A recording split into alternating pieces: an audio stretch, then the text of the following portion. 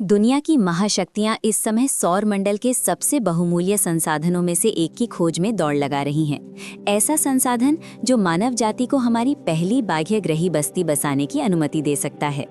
चंद्रमा के संसाधनों पर दावा करने की होड़ में अनगिनत अंतरिक्ष एजेंसियां और निजी कंपनियां शामिल हैं। लेकिन एक तथ्य आपको चौंका सकता है। इस दौड़ में भारत बहुत पहले से अग्रणी बनकर उभरा है। चंद्रमा के सबसे अधिक लालच भरे क्षेत्र तक सबसे पहले पहुंचने वाला देश भारत ही था, और वहां उन्होंने जो पाया या जो नहीं पाया वही ये तय करेगा कि भविष्य में हम चंद्रमा पर किस तरह बसेंगे। साल 2009 में भारत ने अपने चंद्र मिशन चंद्रयान के माध्यम से पहली बड़ी खोज की। ये एक चंद्र कक्षीय यान था जो अंतरिक्ष से सतह का अध्ययन कर रहा था, और इसमें नासा द्वारा प्रदान किया गया एक अत्यंत विशेष उपकरण लगा था, मून मिनरोलॉजी मैपर, जिसे संक्षेप में M3 कहा जाता है। जब चंद्रयान 1 लगभग 200 किलोमीटर की ऊंचाई से चंद्रमा की परिक्रमा कर रहा था, तब M3 ने चंद्र सतह का एक वैश्विक मानचित्र तैयार किया। इस मानचित्र में अलग अलग रंग विभिन्न खनिज संरचनाओं को दर्शाते थे, लेकिन सबसे महत्वपूर्ण वे नीले क्षेत्र थे जो उत्तर ध्रुव और दक्षिण ध्रुव के पास दिखाई दिए। ये संकेत थे कि M3 ने उन स्थानों पर पानी और जल युक्त खनिज, जिन्हें हाइड्रोक्सिल कहा जाता है, की उपस्थिति दर्ज की थी। ये पहली ठोस पुष्टि थी कि चंद्रमा की सतह पर वास्तव में उल्लेखनीय मात्रा में पानी मौजूद हो सकता है।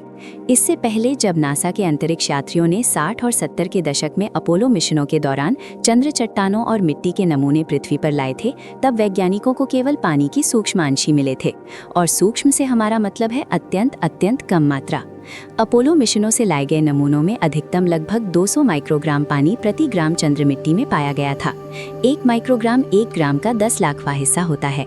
कल्पना कीजिए, केवल 1 किलोग्राम यानी 1 लीटर पानी प्राप्त करने के लिए आपको कम से कम 200 टन चंद्र मिट्टी को संसाधित करना पड़ेगा, जो लगभग 15 डंप ट्रकों के बराबर है। हम चंद्रमा पर पानी को लेकर इतने उत्साहित इसलिए हैं क्योंकि भविष्य में हम वहां मनुष्यों को लंबे समय तक बसते हुए देखना चाहते हैं। ऐसा करने के लिए उन्हें जीवन बनाए रखने हेतु बड़ी मात्रा में पानी की आवश्यकता होगी। उन्हें सांस लेने के लिए ऑक्सीजन भी चाहिए होगी, और ईंधन के रूप में उपयोग करने के लिए हाइड्रोजन भी, और ये दोनों तत्व पानी के अणुओं से निकाले जा सकते हैं। ये भविष्य की कल्पना तभी संभव है जब हमें चंद्र सतह पर कहीं अधिक सघन मात्रा में पानी मिल सके, और भारत के चंद्रयान 1 द्वारा तैयार किया गया मानचित्र हमें ठीक वही स्थान दिखाता है जहां तलाश करनी चाहिए। इसी कारण इस दशक में दुनिया की नजरें चंद्रमा के दक्षिणी ध्रुव पर टिकी हुई हैं। नासा, चीन, रूस, यूरोप, जापान और भारत सभी ने इस क्षेत्र की खोज को प्राथमिकता दी है, विशेष रूप से वहां जमे जल बर्फ के ठोस प्रमाण खोजने के लिए, और एक बार फिर भारत ही सबसे पहले वहां पहुंचा। साल 2023 की गर्मियों में भारत के चंद्रयान 3 मिशन ने विक्रम नामक लैंडर को चंद्र सतह पर उतारा। ये चंद्रमा के निकटवर्ती भाग पर दक्षिणी ध्रुव से लगभग 600 किलोमीटर दूर एक स्थान पर उतरा, जिसे भारत ने शक्ति बिंदु नाम दिया। यदि आप सोच रहे हैं कि चंद्रयान 2 का क्या हुआ, तो उसका अंत 21वीं सदी के कई अन्य चंद्र लैंडिंग प्रयासों जैसा ही रहा। पिछले एक दशक में ही इंट्यूटिव मशीनों द्वारा बनाए गए 2 अमेरिकी यान, 1 रूसी लैंडर और 2 जापानी लैंडर चंद्रमा की सतह से टकराकर नष्ट हो चुके हैं।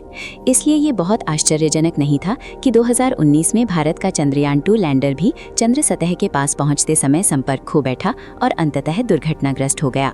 जब हम अंतरिक्ष अन्वेषण के इतिहास पर नजर डालते हैं तो एक बात बहुत जल्दी स्पष्ट हो जाती है: भारीपन सफलता का दुश्मन है।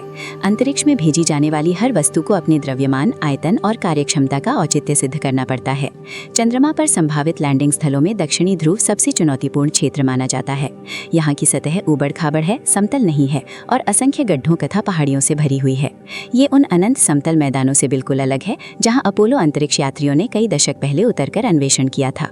इस कठोर वातावरण की चुनौतियां अत्यंत कमजोर सूर्य प्रकाश के कारण और भी बढ़ जाती हैं। चंद्रमा के अपने अक्ष पर झुकाव की प्रकृति ऐसी है कि दक्षिणी ध्रुव पर सूर्य कभी भी आकाश में ऊंचा नहीं चढ़ता। वो बस क्षितिज के ऊपर हल्का सा झलकता है, मानो भोर की पहली किरण हो। परिणाम स्वरूप गड्ढों और घाटियों के भीतर गहरी छायाएं बन जाती हैं, जो सतह के विशाल हिस्सों को स्थायी अंधकार में ढके रखती हैं।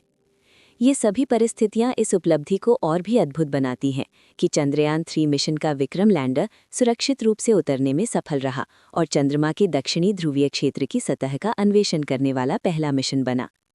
निस्संदेह विक्रम का मुख्य उद्देश्य पानी की खोज था, लेकिन रास्ते में उसने एक अत्यंत रोचक खोज भी की। पता चला कि चंद्रमा विद्युत रूप से सक्रिय है। भारतीय यान ने सतह के ऊपर असामान्य रूप से उच्च घनत्व वाले आवेशित कणों की गतिविधि दर्ज की। जब ये कण गतिमान होते हैं तो वे ऊर्जा के छोटे छोटे उछाल उत्पन्न करते हैं, मूलतः सूक्ष्म विद्युत चिंगारियों के समान। ये विद्युत ऊर्जा चंद्रमा तक 2 स्रोतों से पहुंचती है। पहला और सबसे बड़ा स्रोत हमारा सूर्य है। चंद्र दिवस के 2 लंबे हफ्तों के दौरान सौर पवन आवेशित कणों को सतह पर जमा करती रहती है और वे धीरे धीरे एकत्रित होते जाते हैं। लेकिन उल्लेखनीय मात्रा में विद्युत प्रभाव पृथ्वी से भी आता है। हमारे ग्रह का चुंबकीय क्षेत्र सौर पवन को सतह तक पहुंचने से रोकता है, जिससे हमें ब्रह्मांडीय विकिरण से सुरक्षा मिलती है। ये आवेशित कण अंततः पृथ्वी के चुंबक मंडल में फंस जाते हैं और फिर ग्रह के विपरीत दिशा में अंतरिक्ष में छोड़े जाते हैं, जिससे एक लंबी चुंबकीय पूंछ बनती है। हर महीने लगभग 5 दिनों तक चंद्रमा पृथ्वी के इसी चुंबकीय पूंछ क्षेत्र से होकर गुजरता है और इस केंद्रित विकिरण में डूब जाता है। इसके परिणाम स्वरूप सतह से लगभग 100 किलोमीटर ऊपर आवेशित कणों की एक परत बन जाती है, जो मिलकर चंद्रमा का अत्यंत पतला वायुमंडल बनाती है। इसकी घनत्व पृथ्वी के वायुमंडल का लगभग 1 खरबवां हिस्सा है, लगभग निर्वात के समान। फिर भी ये मौजूद है और विद्युत गुण रखता है। विक्रम लैंडर का अगला महत्वपूर्ण कार्य चंद्र सतह के नीचे की जांच करना था। भारतीय वैज्ञानिकों ने एक जांच उपकरण लगाया था, जिसे सीधे चंद्र मिट्टी में नीचे की ओर प्रविष्ट कराया जाना था। इसका उद्देश्य सतह से 10 सेंटीमीटर तक की गहराई पर तापमान में होने वाले बदलावों को मापना था, और यहीं उन्हें एक अत्यंत अप्रत्याशित खोज मिली। शुरुआत में ही ध्रुवीय सतह का तापमान अपेक्षा से कहीं अधिक गर्म पाया गया, लगभग 70 डिग्री सेल्सियस, जबकि वैज्ञानिकों को 20 से 30 डिग्री के बीच तापमान मिलने की उम्मीद थी। लेकिन जब उन्होंने सतह के नीचे माप लेना शुरू किया तो उससे भी बड़ा आश्चर्य सामने आया। जांच उपकरण जितना नीचे जाता गया, हर सेंटीमीटर पर तापमान में उल्लेखनीय गिरावट दर्ज की गई। 10 सेंटीमीटर की गहराई पर तापमान लगभग -10 डिग्री सेल्सियस था, उनकी अपेक्षा से कहीं अधिक ठंडा। इससे ये स्पष्ट हुआ कि चंद्र मिट्टी, जिसे रेगुलित कहा जाता है, अत्यंत प्रभावी ऊष्मारोधक है। इसकी अपेक्षाकृत पतली परत भी आश्चर्यजनक मात्रा में ऊष्मा को रोक सकती है। ये खोज एक लंबे समय से चली आ रही परिकल्पना की पुष्टि करती है। हम रेगुलित को चंद्र आवासों के निर्माण सामग्री के रूप में उपयोग कर सकते हैं, जिससे मानव बस्तियां सतह के चरम तापमान और विकिरण से सुरक्षित रह सकेंगी। ये हमारे संभावित चंद्र आधार के लिए शानदार समाचार है, लेकिन अब भी एक सबसे महत्वपूर्ण तत्व की कमी है, पानी। चंद्रमा पर पानी खोजने की संभावना बढ़ाने के लिए विक्रम लैंडर ने प्रज्ञान नामक एक छोटे रोवर को तैनात किया। इस रोवर को पृथ्वी से वैज्ञानिक दूरस्थ रूप से नियंत्रित कर रहे थे। इसके सामने लगे 2 कैमरों की मदद से ये ऊबड़ खाबड़ भूभाग में मार्ग ढूंढता हुआ लैंडिंग स्थल से लगभग 100 मीटर की दूरी तक गया और रास्ते में कई नमूनों की जांच की। रोवर ने रेगुलित की संरचना पहचानने के लिए 2 उपकरणों का उपयोग किया। पहला था अल्फा कण स्पेक्ट्रोमीटर, जो मूलतः जमीन पर विकिरण दागता है और फिर मापता है कि अल्फा तरंगें किस प्रकार वापस परावर्तित होती हैं। दूसरा था लेजर प्रेरित विखंडन स्पेक्ट्रोमीटर, जो रेगुलित पर लेजर किरण दागकर उत्पन्न प्रकाश का विश्लेषण करता है। इन दोनों उपकरणों के संयोजन ने भारतीय वैज्ञानिकों को उन सभी अणुओं और तत्वों की व्यापक तस्वीर दी जिनसे प्रज्ञान गुजरा, और उन्होंने कुछ बेहद दिलचस्प चीजें खोजी। रेगुलित में एल्यूमिनियम, कैल्शियम, क्रोमियम और टाइटेनियम जैसी धातुएं मौजूद थीं। ऑक्सीजन भी पाई गई, जो एक बहुत सकारात्मक संकेत है, और अप्रत्याशित रूप से रोवर ने गंधक की भी उल्लेखनीय मात्रा का पता लगाया। सल्फर की उपस्थिति हमें चंद्रमा के प्राचीन इतिहास और उसकी ठोस पिंड के निर्माण की प्रक्रिया की एक झलक देती है। सल्फर का संबंध ज्वालामुखी गतिविधि से होता है, इसलिए हम उम्मीद करते हैं कि ये चंद्रमा के उन गहरे क्षेत्रों में मिले जहां प्राचीन लावा मैदान मौजूद हैं। लेकिन इसका यहाँ दक्षिणी ध्रुव के उज्जवल उच्चभूमि क्षेत्र में मिलना इस विचार को मजबूत करता है कि कभी पूरे चंद्रमा की सतह पिघली हुई चट्टान से ढकी थी।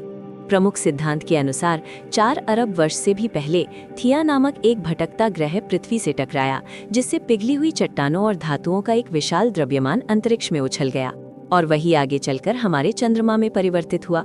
इस प्रकार भारत ने चंद्रमा के दक्षिणी ध्रुव पर कई अद्भुत खोजें की, लेकिन एक चीज उन्हें नहीं मिली, हाइड्रोजन का कोई स्पष्ट संकेत, जिसका अर्थ है H2O का अभाव, यानी पानी नहीं।